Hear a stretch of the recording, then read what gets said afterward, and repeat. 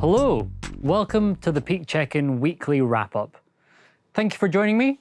I'm Moghaddam, a Google Account Strategist, and in today's session, we're going to be looking at how broad match keywords could significantly improve profit for you this peak season. The aim of this session is to go through the updates to broad match, why it's a key strategy for driving incremental volume, and best practice for results. Because broad match is an extremely powerful tool when combined with conversion-based and value-based bidding strategies, if you're not using automated bidding, we generally would advise against using broad match unless you have the marketing budgets to serve your ads at scale.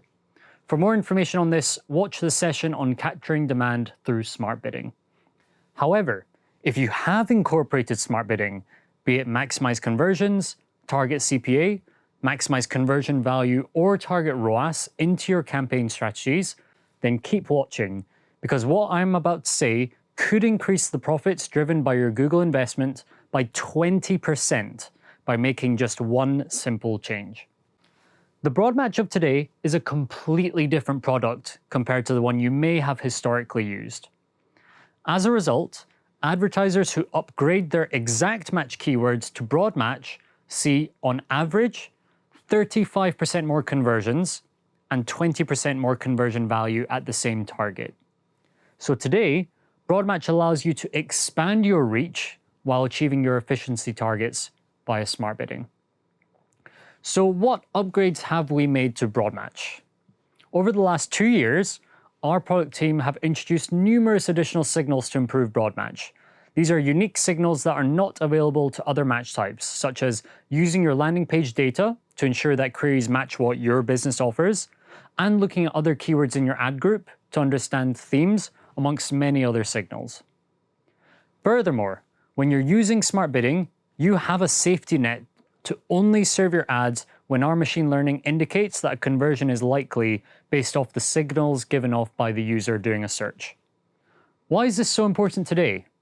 If you're seeing good performance through your current set of exact and phrase match keywords, why change? Because auction coverage matters. The way people search on Google today has changed significantly versus a few years ago. Voice search, the increased use of assistants, but also the way that we as consumers and of users of Google have seen such improvements on how the search algorithm works, we generally expect more accurate results for when we search ambiguously. 5 years ago, people would have typed into Google the exact wording for the question they have, but users now search in much more vocal and natural and personal ways with longer sentences, making queries a lot more difficult to capture through traditional means. You might have heard the famous and slightly mind-blowing statistic that every day 15% of searches on Google have never been searched before. So as a result, because of the changing and increasingly complex nature of search terms, exact and phrase match cannot capture all relevant user traffic anymore. The answer to this conundrum is to broaden your keyword coverage. So to summarize, Google has made significant changes to broad match and smart bidding algorithms, and it is essentially a different product to the one you historically used. A question I often hear from advertisers is there going to be an impact to my quality score? The answer is no, there is no impact. For example, if you have a broad match keyword for women's trainers, the quality score that you see in Google Ads is only for exact variations of that search term. So using broad match won't change your quality score. Furthermore, quality score is a diagnostic tool used to identify where to make improvements to your ads or your landing pages and so on. It is not an input into the ad auction. Advertisers also worry about being eligible to appear on a much wider set of search terms. So to ensure you won't sacrifice relevance, make sure that you use all available ad headlines and descriptions at your disposal via responsive search ads to continue including the most common search terms. Machine learning will show the most relevant ad copy to people searching for your business. So, how do you get going? Our recommendation is to directly upgrade your keywords to broad match and use broad as your primary match type.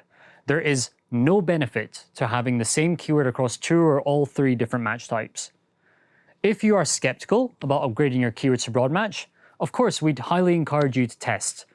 Leverage the one-click draft and experiment option that's available in your recommendations tab to easily set up a draft and experiment which will test your current campaigns versus one with broad variations of your keywords, and run the test for a minimum of 2 weeks.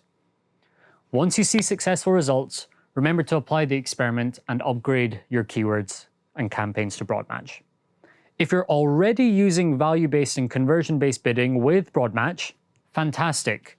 We'd recommend you to continue reviewing your negative keyword lists to ensure that you're not limiting what search terms you're serving on. Remember that conversion-based and value-based bidding will only serve your ads if we see a conversion as likely, and legacy negative keyword lists can limit what you can serve on. So test removing some of those negative keywords and see if you see conversion uplift before peak season hits.